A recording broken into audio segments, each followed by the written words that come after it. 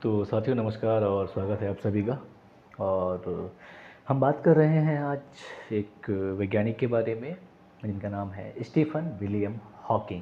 तो अगर इनका हम नाम लेते हैं तो आपको चेहरा याद आता है, जिसकी अगर हम बात करें तो एक व्हील चेयर पर बैठे हुए व्यक्ति जो ढंग से बोल नहीं पा रहे हैं और एक चश्मा लगा हुआ है इनके चेहरे पर।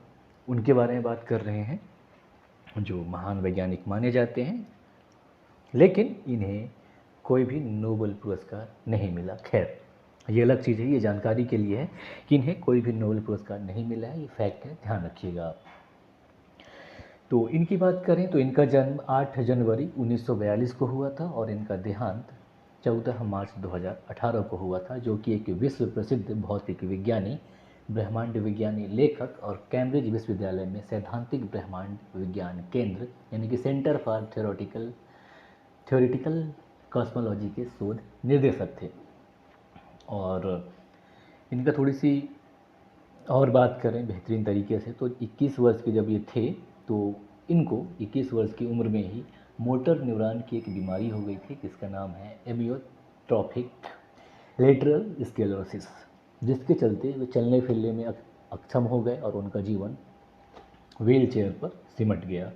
तो इनको जब 1963 में इस बीमारी का पता लगा तो उनको डॉक्टरों ने ये कहा कि वो अधिकतम 2 वर्ष तक ही जिंदा रह पाएंगे, यानी कि 1965 तक। लेकिन अपनी जिजीविका के दम पर वो इतने समय तक मानवता की सेवा करते रहे।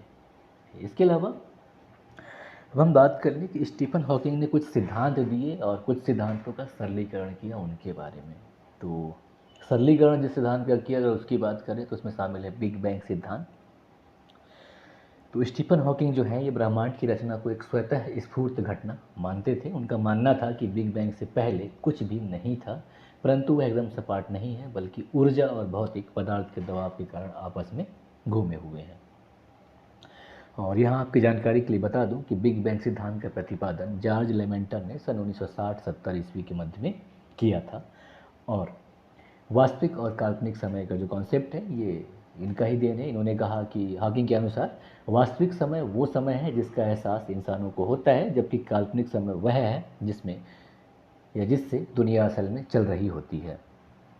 और ब्लैक होल के बारे में भी इन्होंने कुछ सरलीकरण किया। इन्होंने सन 1974 में बताया कि ब्लैक होल जो है ये अल्प मात्रा में विकिरण उत्सर्जित करते हैं और यह विकिरण क्वांटम प्रभाव के कारण धीरे धीरे बाहर निकलता है, जिसका नाम हॉकिंग विकिरण प्रभाव पड़ा। इसके बारे में हम डिटेल्स थोड़ी सी और आगे पढ़ेंगे। इसके पहले हम हॉकिंग पेनरोज प्रमेय के बारे में जाने, जो कि इन्होंने ही दिया था सन 1965 में। इन्होंने और इनके साथी वैज्ञानिक पेनरोज इन्होंने एक रिसर्च पेपर में दावा किया कि आइंस्टीन के सिद्धांत की अपनी सीमाएं हैं। सामान्यतः जो सामान्य सापेक्षता सिद्धांत है कुछ निश्चित बिंदुओं पर कार्य नहीं करता और इसे सिमिलरिटी कहा गया। ये इनका एक प्रमेय है। इसके अलावा नो हेयर सिद्धांत, ये सिद्धांत जॉन व्हीलर के द्वारा दिया गया था। इस सिद्धांत के अनुसार किसी भी ब्लैक होल की पूर्णतः व्याख्या 3 गुणों को ही आधार बनाकर हो सकती है, वो है द्रव्यमान, कोणीय गति एवं विद्युत आवेश। तो इसमें भी इन्होंने थोड़ा सा सरलीकरण किया था।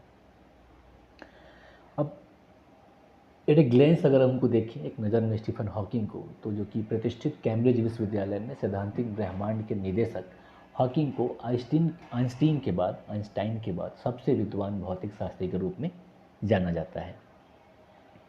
और इन्होंने सन 1965 में प्रॉपर्टीज़ ऑफ एक्सपैंडिंग यूनिवर्सेस विषय पर अपनी पीएचडी पूरी की थी। और सन 74 में केवल 32 वर्ष की उम्र में स्टीफन हॉकिंग प्रतिष्ठित रॉयल सोसाइटी जो कि लंदन में है उससे सदस्य चुने गए और यह उपलब्धि प्राप्त करने वाले वह विश्व के सबसे कम आयु के व्यक्ति थे। तो ये ध्यान रखिएगा।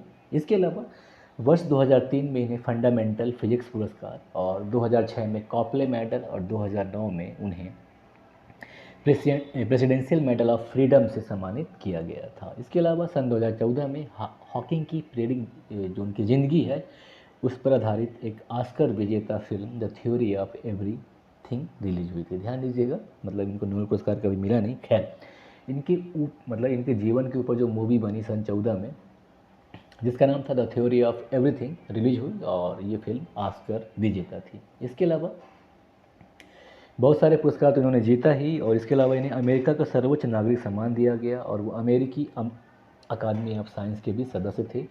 इसके अलावा इन्हें डॉक्टर की 14 मानक उपाधियाँ मिली थी। और अगर इनके बारे में बात करें तो ये बिल्कुल यकीन से कहा जा सकता है कि प्रसिद्ध और सम्मानित शोधकर्ताओं में से एक थे, लेकिन इन्हें कभी भी नोबेल पुरस्कार नहीं मिला या नहीं जीता, ये कहा जा सकता है।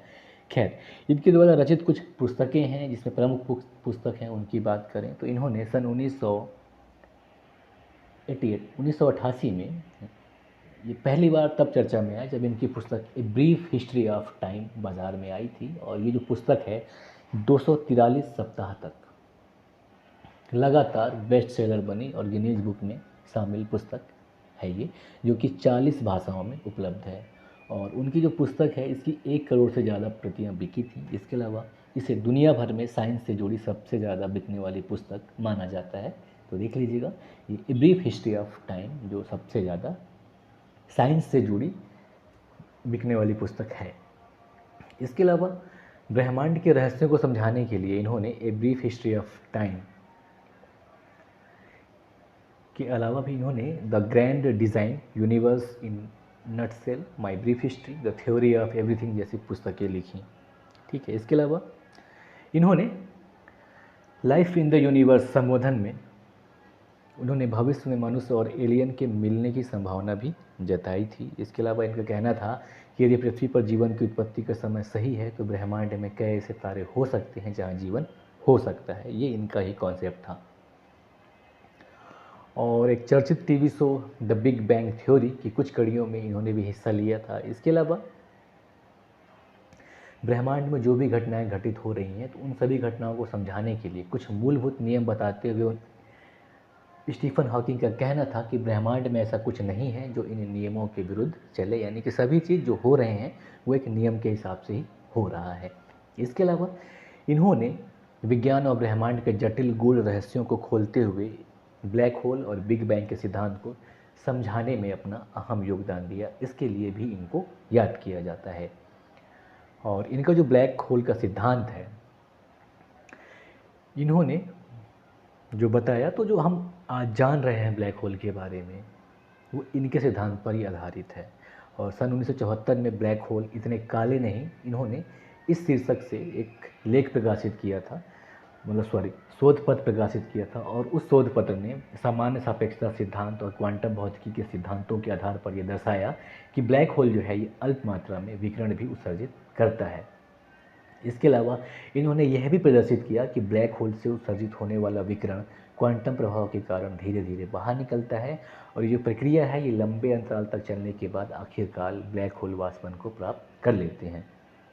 और जब विशालकाय ब्लैक होल से कम मात्रा में विकिरण का उत्सर्जन होता है तब ब्लैक होल बहुत तेज़ी से विकिरण का उत्सर्जन करके वाष्प बन जाते हैं, यानी कि ब्लैक होल भी वाष्प में परिवर्तित हो जाते हैं। ये इनका सिद्धांत है। और हॉकिंग रेडिएशन की बात करें, जो इन्होंने अपना थ्योरी दिया था, तो क्वांटम थ्योरी के अनुसार अंतरिक्ष में लगातार कण उत्पन्न होते रहते हैं और वो आपस में टकराते रहते हैं। इनमें से एक कण होता है और दूसरा प्रतिकण, यानी कि एक एटम होता है और दूसरा एंटी एटम होता है। और एक में सकारात्मक ऊर्जा होती है, दूसरे में नकारात्मक। तो ऐसे में कोई नई ऊर्जा उत्पन्न नहीं होती और ये दोनों कण एक दूसरे को तेज़ी से ख़त्म कर देते हैं, इसलिए इनको वर्चुअल पार्टिकल कहा जाता है। और यहाँ पे हॉकिंग का कहना था कि ब्लैक होल के पास बने ऐसे कण वास्तविक हो सकते हैं और इन दो कणों में से एक कण जो है ब्लैक होल में चला जाएगा और अकेला रह गया कण अंतरिक्ष में बाहर चला जाएगा। और ब्लैक होल में यदि नकारात्मक ऊर्जा वाला कण गया तो ऊर्जा कम हो जाएगी और दूसरा कण अंतरिक्ष में सकारात्मक ऊर्जा लेकर जाएगा। और उनके इसी प्रतिपादन के बाद जो ब्लैक होल से ऊर्जा निकलती है उसे हॉकिंग रेडिएशन कहा जाता है।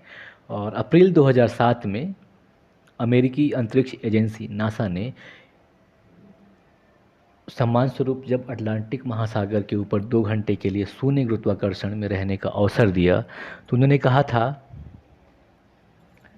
कि 44 सालों में मैं एक कदम भी नहीं चल पाया, लेकिन नासा ने मुझे परिंदा बना दिया। अगर मैं उड़ पाता तो बहुत दूर चला जाता। मतलब बड़ा भावुक पल था ये। खैर, और बिग बैंग से पहले का ब्रह्मांड की अगर हम बात करें, यानी कि जब ये थ्योरी आई उससे पहले का ब्रह्मांड हम कैसे देखते थे, तो उसकी अगर हम बात करें तो स्टीफन हॉकिंग का ये दावा था कि बिग बैंग से पहले केवल अनंत ऊर्जा और तापमान वाला सिर्फ एक बिंदु था जिस पे सब चीज़ टिका था। और हम आज जिस समय को जिस तरह महसूस करते हैं, ब्रह्मांड के जन्म से पहले का समय ऐसा नहीं था, इसमें 4 आयाम थे। और उन्होंने बताया कि भूत, भविष्य और वर्तमान को 3 समानांतर रेखाएं समझें। जैसे कि अगर आपको सिंपल उदाहरण दूँ तो आप लोकी को देख सकते हैं। लोकी जो क्या कहते हैं, हॉट स्टार, सॉरी हाँ हॉट स्टार पे ना, हाँ उस पर चल रहा है एक उसी टाइप से बताया कुछ। तो उन्होंने बताया कि जो भूत है, वर्तमान है, भविष्य है, इनको अगर 3 समानांतर रेखा माना जाए तो उस वक्त एक रेखा और भी मौजूद थी जो कि वर्टिकल थी, यानी कि वर्टिकल वही नकारात्मक वाली, और उसे आप काल्पनिक समझ सकते हैं। लेकिन उनका कहना था कि काल्पनिक समय कोई कल्पना नहीं है बल्कि ये हकीकत है।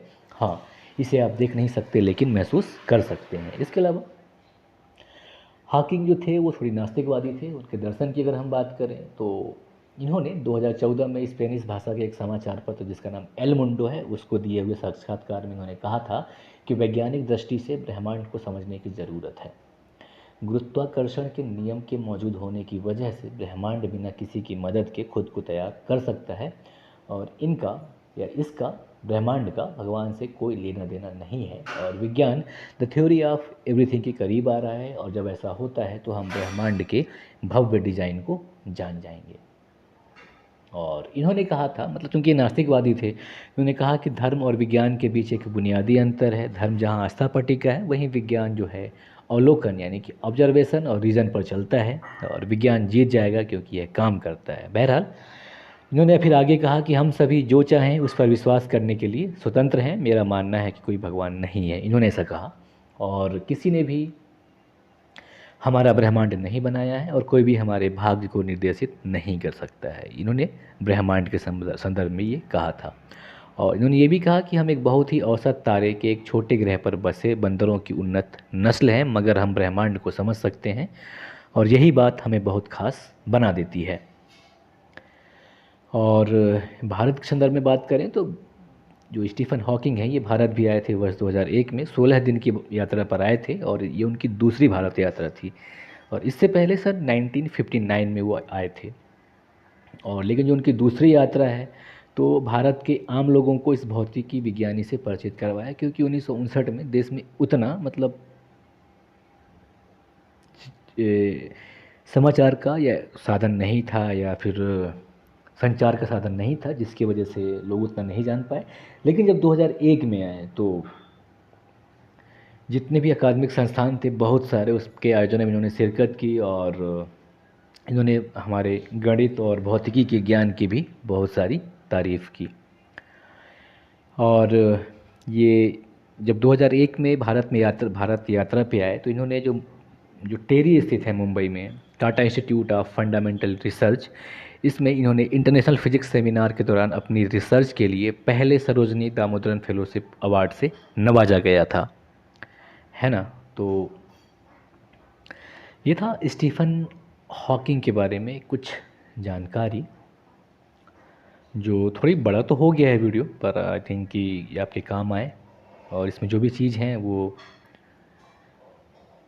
आपके मतलब परीक्षा में ज़रूर इससे एक आध दो सवाल पूछ सकते हैं इनके बारे में, या फिर इनके कुछ थ्योरी के बारे में साइंस एंड टेक से, तो देख लीजिएगा इससे आप। तो अगर आपको ये वीडियो पसंद आया हो तो ज़रूर लाइक करें और शेयर भी करें, साथ ही साथ सब्सक्राइब करें। नमस्कार, जय हिंद।